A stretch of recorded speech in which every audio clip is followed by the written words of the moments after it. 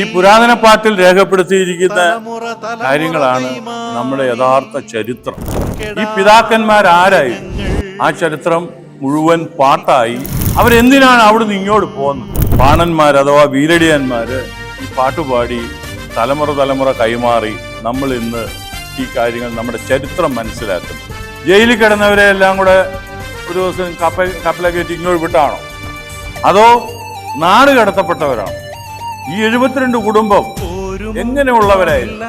രാജമക്കളായ ഈ 72 കുടുംബത്തെ അവരുടെ ഉറ്റവരെയും ഉടയവരെയും ചാർച്ചക്കാരെയും ഒക്കെ വേദനിപ്പിച്ചുകൊണ്ട് പരിശുദ്ധ സിംഹാസനം എന്തിനാണ് നമ്മളെ ഇവിടേക്ക് അയച്ചത്? നമ്മുടെ പിതാക്കന്മാരൊക്കെ വിദ്വാൻമാരായിരുന്നു, ഉത്തമരായിരുന്നു. നമ്മളൊക്കെ രാജമക്കളാണ്. എന്തായിരുന്നു നമ്മുടെ മിഷൻ? എന്തിനാണ് നമ്മളെ അയച്ചത്? എല്ലാവരും ഒരു ഉത്തരം പറഞ്ഞു. നമ്മൾ വന്നത് സുവിശേഷത്തിൽ.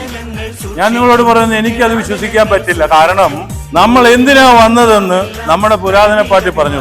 പരിശുദ്ധ അന്ത്യോക്യ സിംഹാസനത്തിന് നമ്മളോടുള്ള ആ സ്നേഹം. ഇവിടെ നമ്മൾ കാര്യം ചിന്തിച്ചാൽ നമുക്ക് വ്യക്തമായിട്ട് മനസ്സിലാവും.